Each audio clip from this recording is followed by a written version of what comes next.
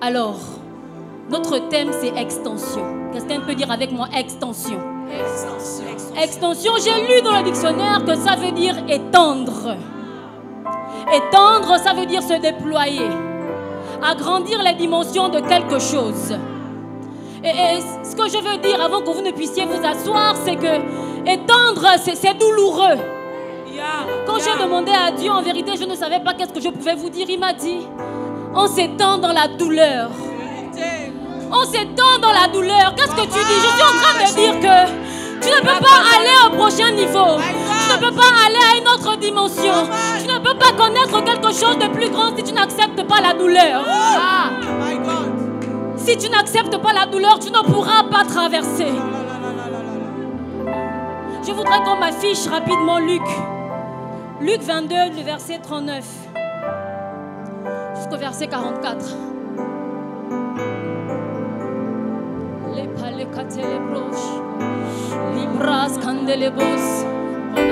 C'est pourquoi, non, j'ai dit 39. Après être sorti, il alla, selon sa coutume, à la montagne des Oliviers. Ses disciples le suivirent. Verset 30. Lorsqu'il fut arrivé dans ce lieu, il leur dit, priez afin que vous ne tombiez pas en tentation. 41. Puis il s'éloigna d'eux à la distance d'environ un jet de pierre. Et s'étant mis à genoux, il pria, disant, Père, si tu pouvais éloigner de moi cette coupe, toutefois que ma volonté ne se fasse pas, mais la tienne. Alors un ange lui apparut du ciel pour le fortifier.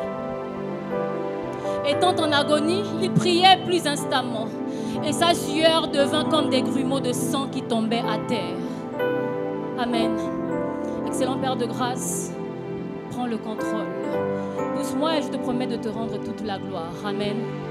Asseyez-vous si vous le pouvez.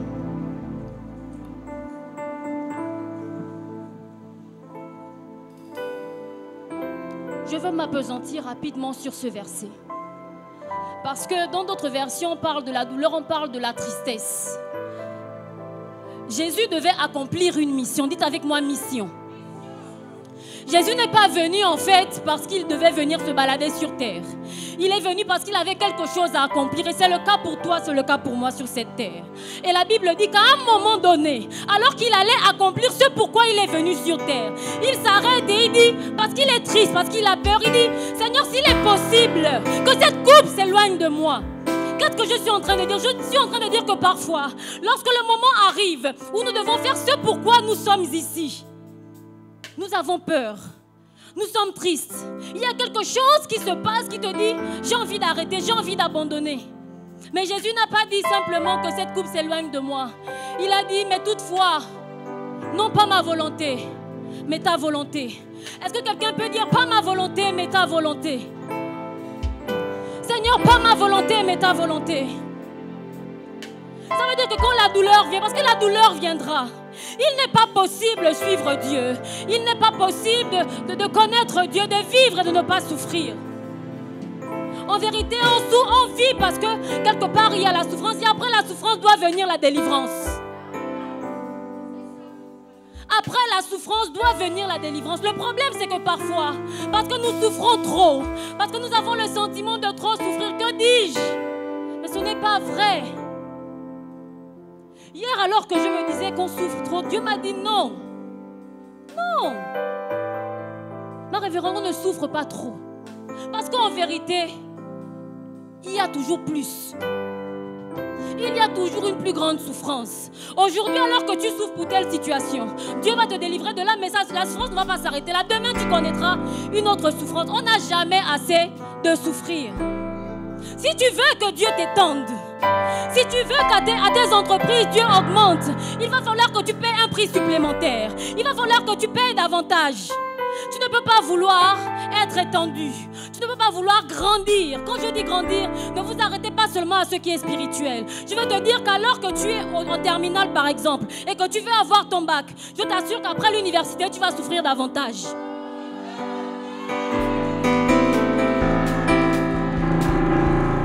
Alors qu'aujourd'hui, tu travailles, tu es salarié et que tu décides d'ouvrir ton entreprise, je veux te dire qu'en devenant entrepreneur, tu vas souffrir davantage. Parce que des souffrances, il y en aura encore. Il y en aura encore. C'est ce qui nous donne la force de continuer d'avancer. C'est ce qui nous donne la force de continuer de nous battre. Parce qu'on ne peut pas s'arrêter à souffrir. On ne peut pas juste souffrir. Il faut qu'à un moment donné, il y ait une délivrance. Enough is enough. Il faut qu'à un moment donné, la terre doit trembler. À un moment donné, le voile doit se déchirer. À un moment donné, ta situation doit se renverser. Tu n'es pas né pour souffrir. Tu n'es pas né pour souffrir. Tu es né pour réussir. Tu es né pour avancer. Tu es né pour prospérer. Tu es né pour guérir des malades.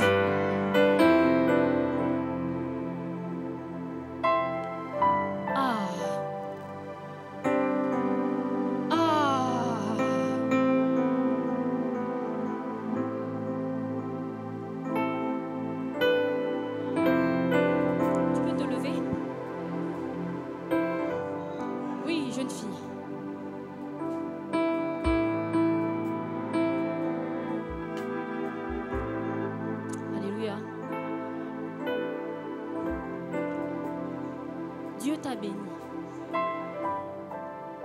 Et ce que je suis en train de voir, je vois quelqu'un qui est incertain. Je vois quelqu'un qui est pas timide, mais ça ressemble à la timidité. Et tu as du mal avec les gens autour de toi. Tu te vois tellement petite à tes yeux. Et ce que Dieu me demande de te dire, c'est que tu n'es pas petite à tes yeux. Tu n'es pas petite aux yeux de Dieu. Et Dieu va t'exposer devant les hommes. Je te vois.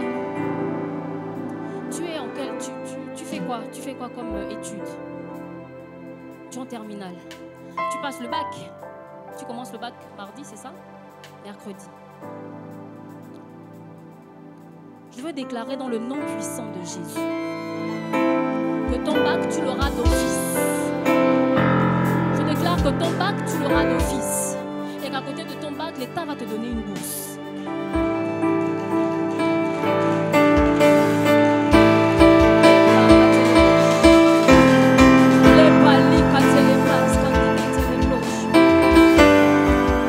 La jeune fille avec le foulard, tu peux te lever?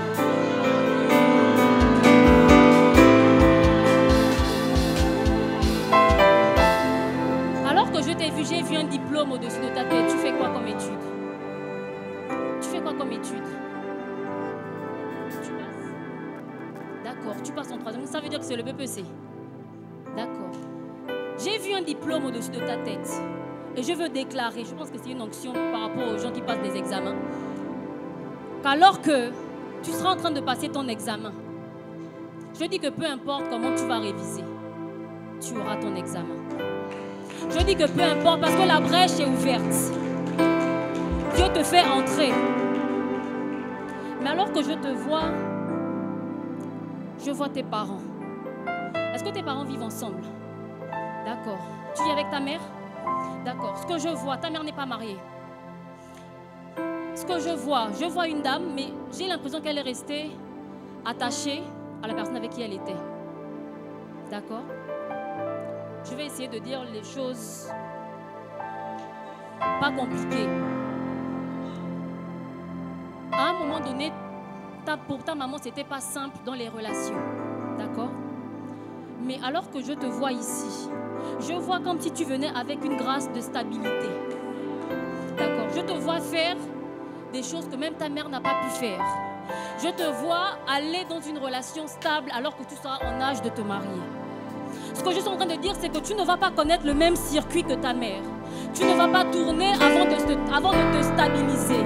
Et je dis que les blessures qui ont été provoquées, parce que je te vois en train de grandir et avoir des blessures dans le cœur, parce qu'il y a un style de vie, un mode de vie que tu n'as pas compris et que tu n'acceptes pas.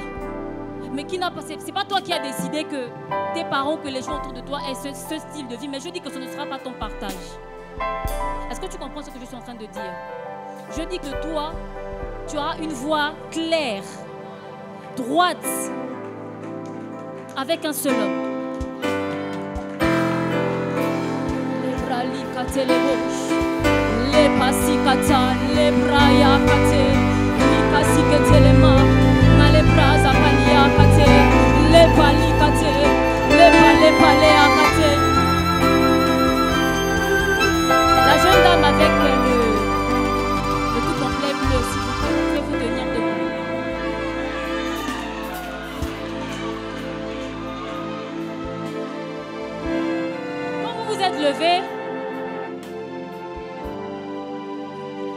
êtes levés, je vais parler en même temps pour vous. D'accord? Ce que j'ai vu pour la dame, est-ce que vous avez commencé à faire des affaires, madame? Non? J'ai vu une grâce attachée au commerce en ce qui vous concerne. Vous dites que vous n'avez pas encore commencé, mais moi je vais vous demander de commencer. Vous avez des idées dans la tête et puis vous dites que vous ne pouvez pas, où est-ce que vous allez trouver l'argent, vous n'avez pas le temps. Mais Dieu veut vous enrichir dans les affaires. Dieu veut vous enrichir dans les affaires. Ce que je vois, c'est que vous avez la facilité de garder de l'argent. Et que des fois, des gens vous ont donné de l'argent pour garder pour eux. Est-ce que je me trompe? Merci. Ce que je vais vous dire, c'est que dans cette saison, dès lors, non, avant de trouver même l'argent, c'est un peu, l'argent viendra. Posez votre projet sur un papier. Et Dieu va vous enrichir. Ce que je suis en train de voir, ce n'est pas que vous allez commencer par des grandes affaires. Je vous vois commencer comme des petites choses, comme la vente des outils, je ne sais pas, des choses qui ne sont pas chères. Mais je dis qu'alors que vous allez commencer, vous allez voir que ça va produire. Et vous allez commencer à économiser, et vous allez faire des choses plus grandes.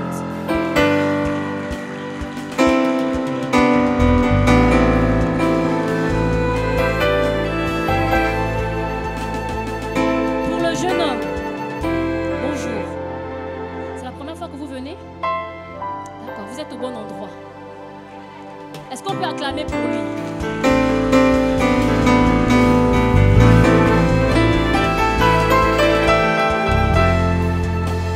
Alors que je vous ai vu, j'ai vu comme un diplôme qu'on déchirait. Est-ce que vous avez terminé vos études? Vous passez le bac. Ce que j'ai vu, c'est comme un diplôme qu'on déchirait. Et ce que je comprends, c'est que c'est une attaque de l'ennemi en ce qui concerne vos études. Et alors que vous êtes là, je crois que vous êtes... Vous priez où? Chez vous. Vous n'avez pas d'église. Vous n'avez jamais donné votre vie à Jésus. Et en fait, Dieu veut vous rencontrer. C'est la raison pour laquelle vous êtes ici. Ce que je suis en train de voir, c'est parce qu'il y a des attaques qui vont venir en ce qui concerne vos études. Mais pas seulement vos études, parce que après que je vois vos études être attaquées, je vois les finances être attaquées. Ça veut dire que je ne sais pas qui vous finance, qui pourvoit pour vous. Mais je vois comme des murs, comme des barrières qui vont venir empêcher que l'argent vienne à vous. Et donc ça fait que vos études seront bloquées. Vous allez vous retrouver à errer, à tourner, à ne pas avancer. Mais alors que vous êtes là, nous allons prier afin que tout cela soit nul et sans effet. Je veux dire que vous êtes venus au bon endroit, au bon moment. Parce que Dieu veut faire quelque chose de particulier aujourd'hui.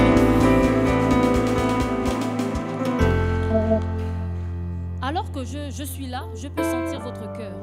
Et je sens bien que vous êtes sceptique. Mais je n'ai pas besoin de votre foi pour faire ce que Dieu veut faire aujourd'hui.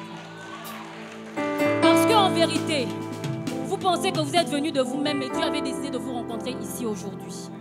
Je dis que dans cette saison,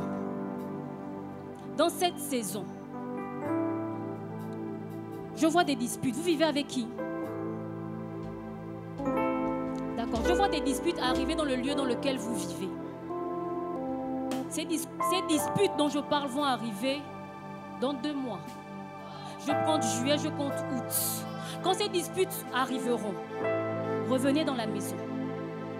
Ce sera le temps pour vous de vous donner à Jésus. Peut-être aujourd'hui, je sens que vous êtes sceptique, je sens votre cœur. Mais je dis que les choses vont arriver afin que vous reconnaissiez que dans cette maison, il y a un Dieu qui parle. Dans cette maison, il y a un Dieu qui visite et qui est capable de changer votre situation. Amen. Que Dieu vous bénisse.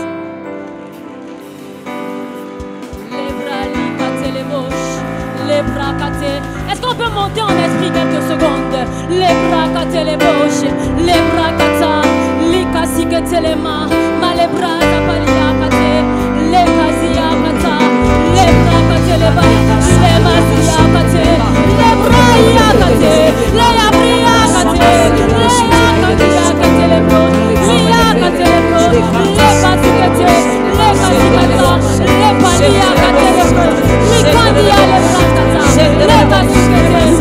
palia catés, les bras, les candia les bras. J'ai reçu un message pour Extra. Ah, dit donne-nous, mais ce que j'ai vu, c'est que ça faisait mal. J'ai vu Dieu vous étendre. Mais j'ai vu, elle n'est pas là, vous direz à Carmen. J'ai vu Dieu la séparer de... J'ai vu Dieu créer des séparations autour d'elle. Parce que ce que Dieu m'a dit, c'est que il va vous recentrer sur lui. Et il ne parlait pas que d'un individu, il parlait du groupe. Et pour vous recentrer sur lui, mes amis, ça va faire mal. Parce que ce qu'il va faire, il va couper les choses sur lesquelles vous étiez en train de vous appuyer. Parce que vous n'aurez pas d'autre choix que de revenir à Jésus. Il va faire en sorte que les portes se ferment parce que vous allez venir pleurer dans sa présence. Il va faire en sorte que les hommes ne répondent pas au téléphone parce que vous serez obligés de venir pleurer dans sa présence. Dans cette saison, je ne parle pas de l'année prochaine, je parle de cette année. Dieu va vous étendre. Les bras katelebo si kandia ketelebro. Les pasi kete, les bras kandia kete. Merci Jésus. Si vous devez retenir une seule chose, vraiment, c'est que si on veut que Dieu nous étende, s'étendre, étendre, ça veut simplement dire que Dieu n'est pas satisfait du niveau auquel tu es actuellement. De ton niveau actuel, Dieu n'est pas satisfait. Et je parle pas seulement de ta vie de prière, de ta vie spirituelle, je parle même de tes études, de ton travail, de tes entreprises, de tes relations. Mais pour que Dieu te fasse passer à autre chose, à quelque chose de meilleur, des fois il doit enlever quelque chose. Des fois, il doit casser quelque chose. Des fois, il doit briser ta hanche de manière à ce que tu changes de Jacob à Israël. Des fois, il doit modifier quelque chose en toi. Amen. Que Dieu vous bénisse.